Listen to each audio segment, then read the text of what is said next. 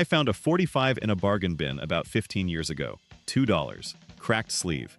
And when I got it home and dropped the needle, I remember standing very still in the middle of my own living room, because the record was from 1960, and it did not sound like a museum piece. It sounded like somebody had just made it that morning.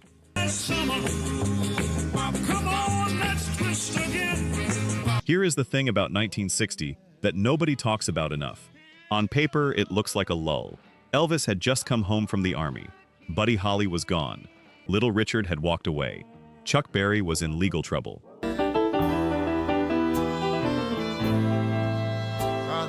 Every history book calls it the quiet year, the gap between the first explosion and the British invasion. That is completely wrong, and I can prove it in 10 records. Let's go.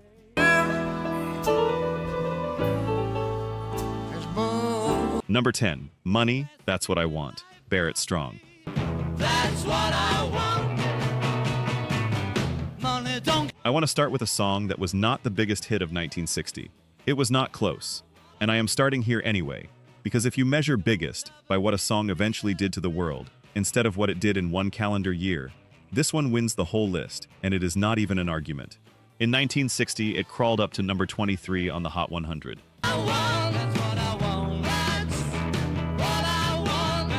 Number 2 on the R&B chart.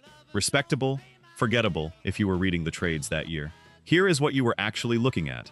That record was the first hit Berry Gordy's company ever had. And here is the part I did not know until I started digging. The song was written by Gordy himself, along with a woman named Janie Bradford,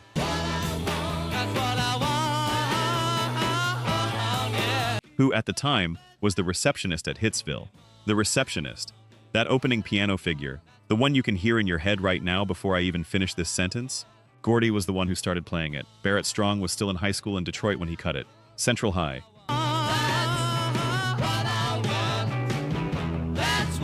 A teenager singing about wanting money with more conviction than most grown men can manage. And the reason it lands is that the want in his voice is not a pose. Tamla put it out in the summer of '59, and the Midwest went for it so hard that the little label physically could not press enough copies. So Gordy leased it to his sister Gwen's label, Anna Records, because Anna had national distribution through Chess out of Chicago. That is how it got out of Detroit.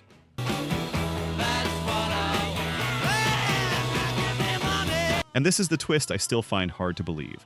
Strong could not get another hit. He left Motown in 1961, left the company he had personally put on the map, bounced around other labels, came back a few years later, and became a staff songwriter. And then, with Norman Whitfield, he wrote, I Heard It Through the Grapevine.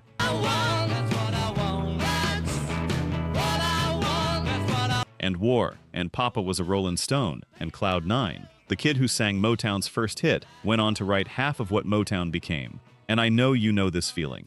The record that meant nothing to the charts and everything to everyone who heard it. Because look at who picked this song up.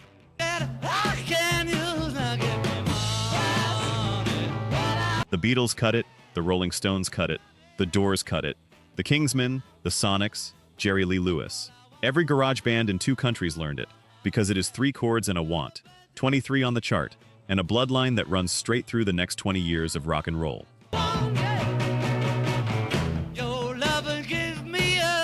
Number 9, Walk Don't Run, The Ventures.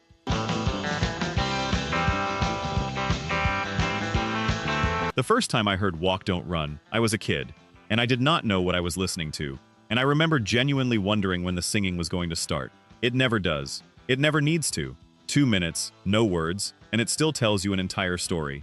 2 guys from Tacoma, Washington, Bob Bogle and Don Wilson, who were, and I mean this affectionately, not supposed to be anybody. They were working construction. They played guitars at each other in the evenings.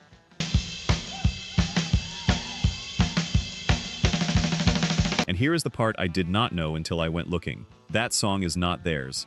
It is not even a rock song. Walk Don't Run was written in 1954 by a jazz guitarist named Johnny Smith, a serious fingerstyle chord melody jazz player, and he built it off the changes to Softly, as in a morning sunrise.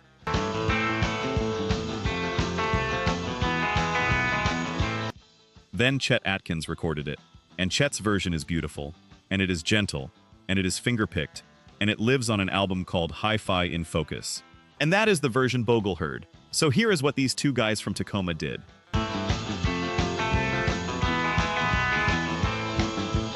They took a jazz tune filtered through a Nashville country picker, and they stripped the fingerstyle out of it, cranked the tempo, put the whole thing on electric guitars with the reverb wide open, and invented a sound. Released it in the spring of 1960, first on a tiny label that Don Wilson's mother was involved with, then on Dolton once it started moving.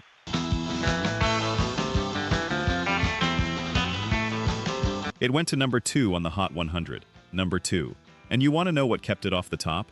Elvis. It's Now or Never, which is on this list, higher up, and which is going to come back and matter in a minute. But here is what number 2 does not tell you.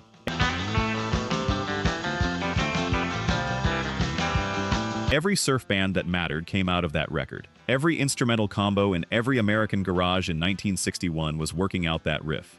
There is a straight line from those 2 minutes to Dick Dale, to the Beach Boys guitars, to half of what people mean when they say that early 60s sound. Some records don't just sound good, they hand you a whole vocabulary and then get out of the way. Let's look at the numbers. Only 9% of you are actually subscribed. Honestly, that's tough to see. Our team spends days hunting down archives and verifying every single fact just to tell these stories right. If you've made it this far into the video, you're clearly part of the community, so please hit subscribe. It costs nothing and helps us immensely. Now, for those already subscribed, very few of you have made the jump to our membership, and that's a hard pill to swallow because you're the ones who know our value best. If this channel has moved you or inspired you, consider joining. It's the price of one coffee, but it's the literal fuel for this channel. Let's keep this alive together. Back to the story. Number 8. Only the Lonely, Roy Orbison. There is a thing that happens about 40 seconds into this song where Roy Orbison's voice goes somewhere you were not prepared for, and I have heard it several hundred times. Only the lonely. And it still gets me every time. Every time. I do not know how to explain that except to say I think you have a song like that too. In early 1960, Roy Orbison was not a star. He was a guy who had made one novelty rockabilly record a few years earlier, watched it fade, and was mostly trying to make a living writing songs for other people.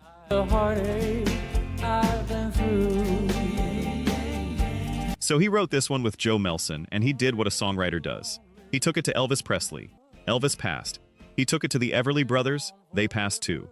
And I want you to sit with that for 1 second.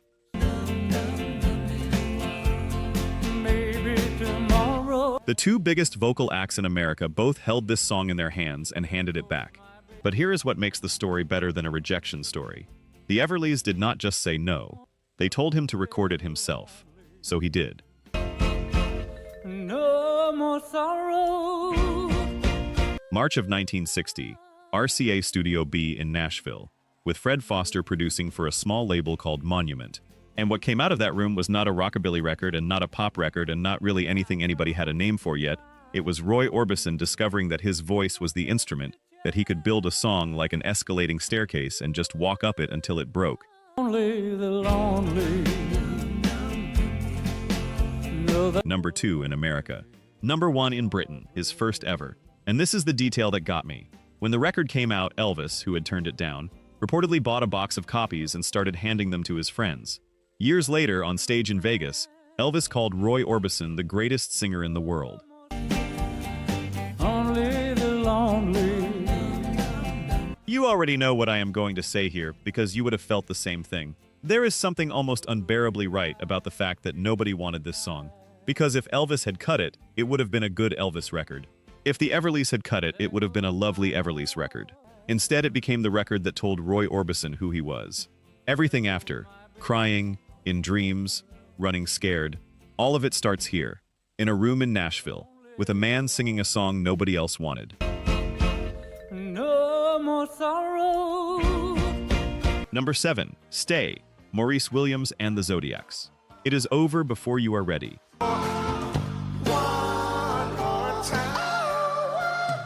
Every single time you put it on, that falsetto comes screaming in like an alarm going off in the next room. And then it is done, and you are standing there in the silence going, wait. Depending on which pressing you are timing, it runs somewhere between 1 minute 36 and 1 minute 38.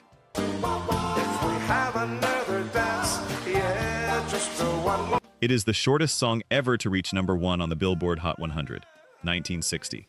Still true today. Nobody has come close. And here is the part I did not know, and I wish I had known sooner. Maurice Williams wrote that song as a teenager in Lancaster, South Carolina. Not as a professional, as a kid. He had a girl over. It got late. Her curfew hit and she had to go.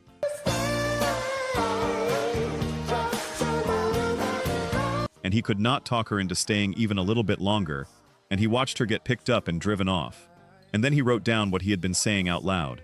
That is the whole song. That is not an interpretation. That is the song. Years later, with the Zodiacs, they needed a record. They cut it. Herald Records put it out in the fall of 1960. It entered the Hot 100 in early October, way down at the bottom.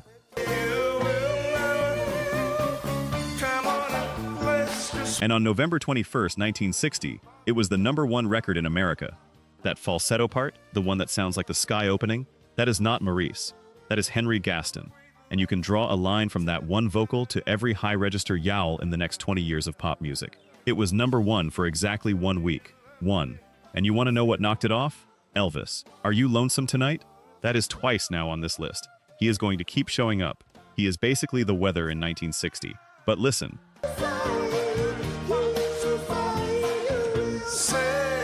By 1990, Stay had sold more than 8 million copies. The Four Seasons cut it, the Hollies cut it, Jackson Browne cut it, and put it at the end of the Loadout, which is how an entire generation met it. And then Dirty Dancing came along in 1987 and introduced it to everybody all over again. 96 seconds. And it has outlived almost everything that was longer. Some songs are exactly as long as they need to be, and the discipline it takes to stop there is its own kind of genius.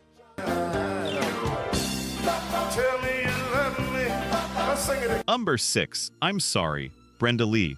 Play this record for someone who does not know it and ask them how old the singer is. They will say 30. They will say she has been through something. They will say you can hear the mileage in her voice. So cruel. She was 15. Recorded in March of 1960 at Bradley Studios in Nashville. Owen Bradley producing, written by Dub Albritton and Ronnie Self. And here is where the story turns, because Decca Records did not want to release it. I want to be precise about why, because it is genuinely strange. The label held that record for months. Not because it was bad, not because it was unfinished.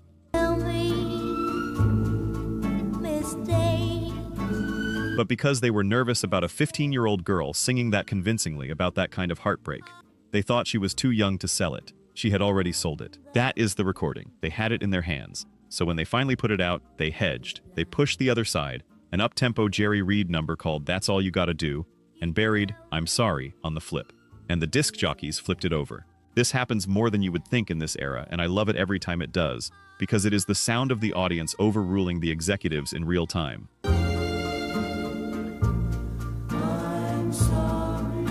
Radio played the ballad. America wanted the ballad. July 18th, 1960. I'm Sorry is the #1 song in the United States. It stays 3 weeks. It runs 23 weeks on the chart. It finishes as one of the biggest records of the entire year.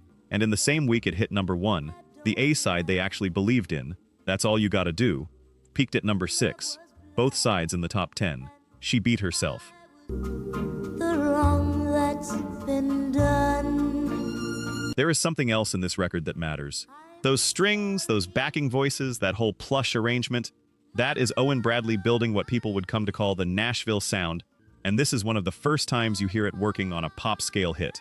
But that is the historian's answer, and I do not want to end on it. Here is the real one.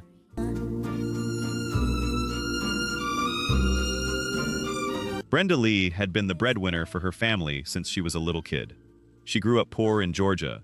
She was working, actually working, professionally, while other children were at recess. And when a 15-year-old sings a line about regret, and you believe her completely, it is not because she is precocious, it is because she is not guessing. But I don't write. Number 5, Georgia on My Mind, Ray Charles. You know this one. We all know this one.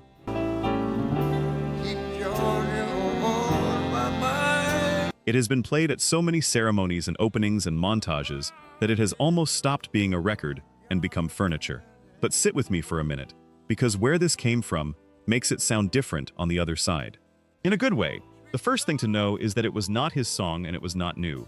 Hoagy Carmichael wrote the music in 1930, Stuart Gorrell wrote the words, And by 1960, it was 30 years old and had been recorded 100 times. Other arms reach out to me. Here is how it got recorded. Ray Charles was born in Albany, Georgia, and he used to sing that song in the car, absently, the way you sing something you are not thinking about singing. And his driver, a man named Tommy Brown, told him he ought to record it. That is it. That is the origin. The most famous version of an American standard exists because the guy behind the wheel spoke up. They cut it in New York for the Genius Hits the Road, an album built entirely around songs about American places. Sid Feller producing, Ralph Burns on the orchestral arrangement.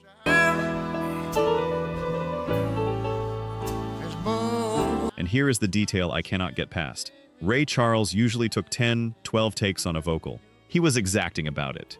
He got this one in 4. I know some of you just leaned forward. That is exactly the right reaction. 4 takes. On the record that made him a household name in white America, that won him Grammys, that became the thing people mean when they say his name. November 14th, 1960, his first ever #1 on the Hot 100. And then the part that closes the circle.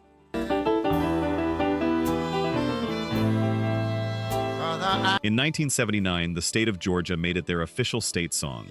Ray Charles played it in front of the General Assembly the day they did it. Think about that for 1 second. A black man born in Albany, Georgia in 1930, who left as an infant, who went blind as a child, who spent the 50s being kept off certain stages in certain states, standing in that building in 1979 while they made his record the anthem of the place. You cannot always explain why a song matters this much, but you know when it does.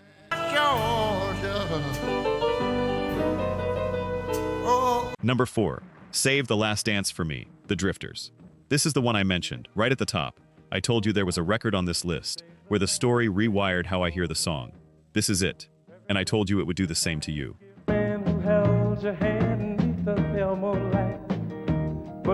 Ben E. King, singing lead. Lieber and Stoller producing. Written by Doc Pomus and Mort Schumann, who between them wrote an absurd number of the songs you love from this era. And on the surface, it is a generous song. A man telling his partner, go on, enjoy your night, dance with whoever you want, just come home to me at the end. Doc Pomus had polio as a child.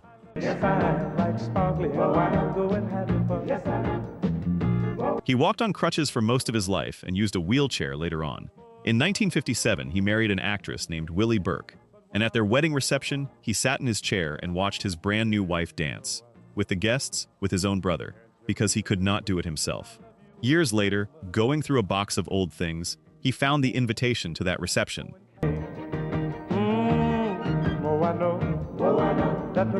And he picked up a pencil and wrote the line on the back of it. So now listen to the song again in your head. It is not a generous song. Or, it is, but that is not all it is.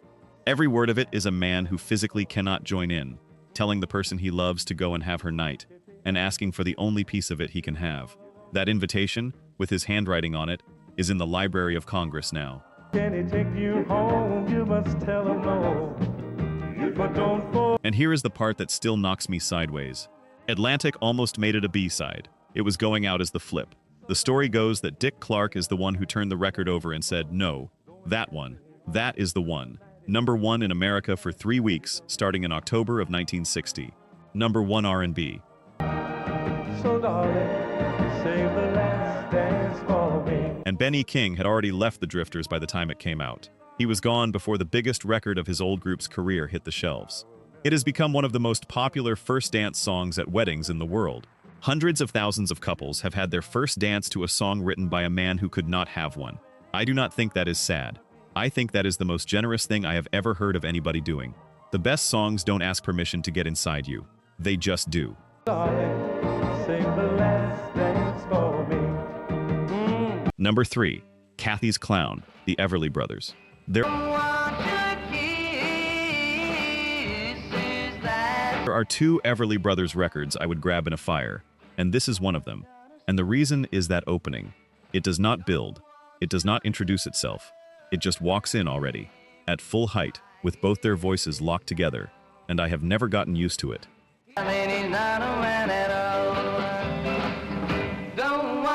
In February of 1960, Don and Phil Everly signed with Warner Brothers, a label that was 3 years old, struggling badly, and whose biggest success to that point had been a novelty record. The contract was reported at $1 million. In 1960. First deal like it in the business. And here is the part I did not expect. It probably was not a million. It was more like 750,000.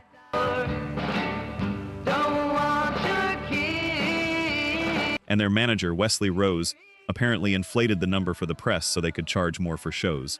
Which means the pressure they were under was partly a number their own guy made up, and they still had to justify it. By the accounts I have read, they went through 8 songs trying to find their Warner debut, and none of them felt right. Then Don brought in this one, written about a girl who had thrown him over, sung from the point of view of a man being publicly humiliated and trying to hold his face steady.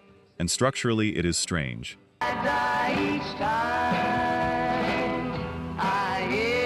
It opens on the chorus. There are bridges but no real verses.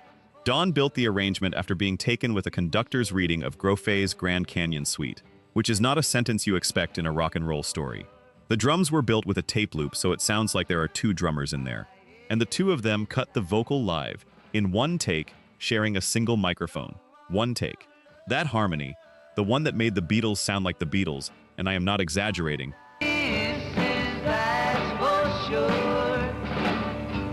John and Paul studied these 2, was captured once, in a room, by 2 brothers standing close enough to touch.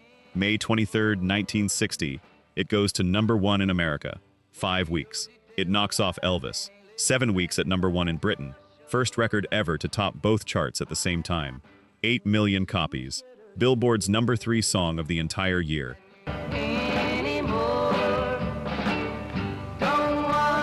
The Library of Congress put it in the National Recording Registry in 2013.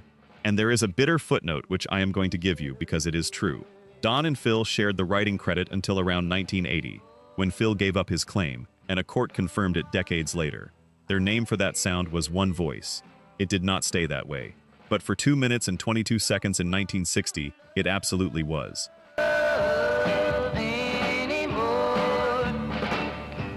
Number 2. It's Now or Never. Elvis Presley. Everybody has a moment where they stop thinking of Elvis as a haircut and a jumpsuit and start hearing him as a singer. For me, it was this record. Specifically, the last 15 seconds of it. And I remember thinking, oh, he could actually do that.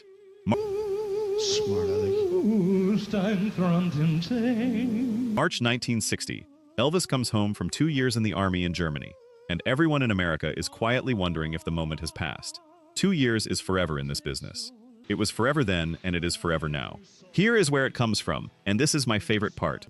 While he was stationed overseas, Elvis heard a 1949 Tony Martin record called There's No Tomorrow, which is an English adaptation of O Sole Mio, the Neapolitan song from 1898. Oh, sole mio. And Elvis wanted it. He told his publisher.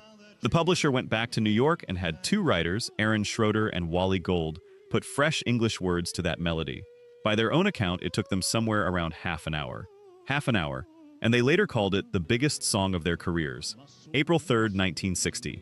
RCA Studio B in Nashville, the same room where Roy Orbison had cut Only the Lonely 9 days earlier, which I love, the Jordanaires behind him. Bill Porter engineering. And the song ends on this enormous operatic climb, the kind of thing that will absolutely expose a singer who cannot get there.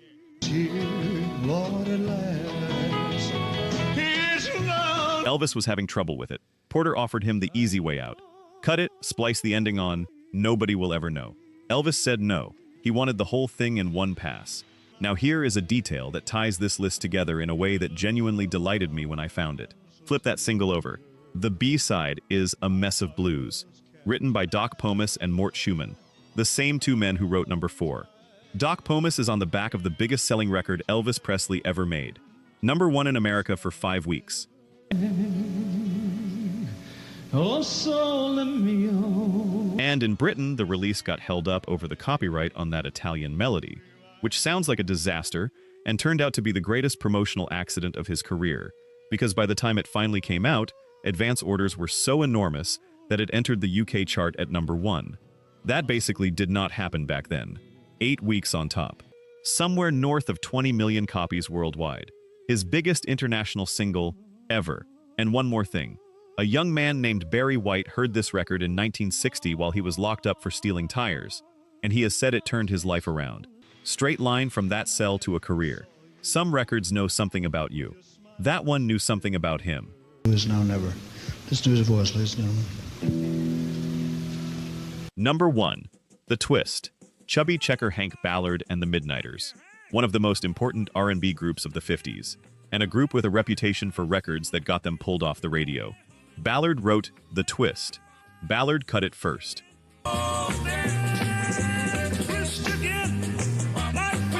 They buried it on a B-side, and by 1960 it was climbing anyway. Number 28 on the Hot 100. He was doing it. It was working. And here is where my jaw hit the floor. Dick Clark had a financial interest in a Philadelphia label called Cameo Parkway. Kids on his show were already dancing to Ballard's record. And rather than push the record that existed, made by the man who wrote it, the call was made to have one of Cameo Parkway's own kids cut a copy. That kid was Ernest Evans, a teenager who did impressions. Dick Clark's wife, Barbara, had nicknamed him Chubby Checker as a play on Fats Domino.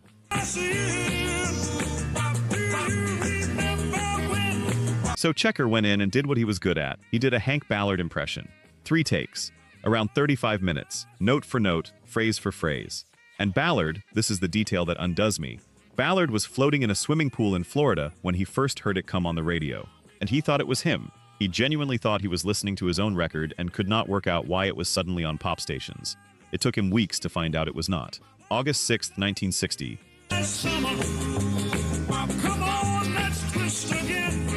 Checker does it on American Bandstand. September 19th. It is the #1 song in America.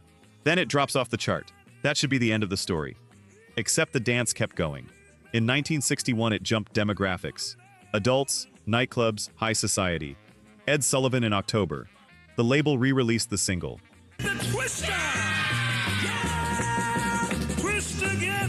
January 13th, 1962. The Twist went back to #1. That had never happened. Not once in the history of the chart. A song hitting #1, dying and returning in a completely separate run to do it again.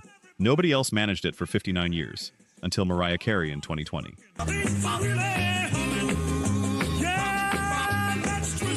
Which is why, when Billboard ran the all-time Hot 100 numbers, The Twist came out on top. Biggest single in the history of the chart. It held that spot for over a decade, and Hank Ballard spent the rest of his life telling people he wrote it. He had a line about it. They call Chubby the father of the twist, but he is only the stepfather. You know that feeling. You have made something and watched somebody else get thanked for it. The scale is different, the feeling is not. The biggest record in American popular music is a note-for-note copy of a black R&B record by a man they thought was too rough for television. That is 1960. That is the whole year in one sentence.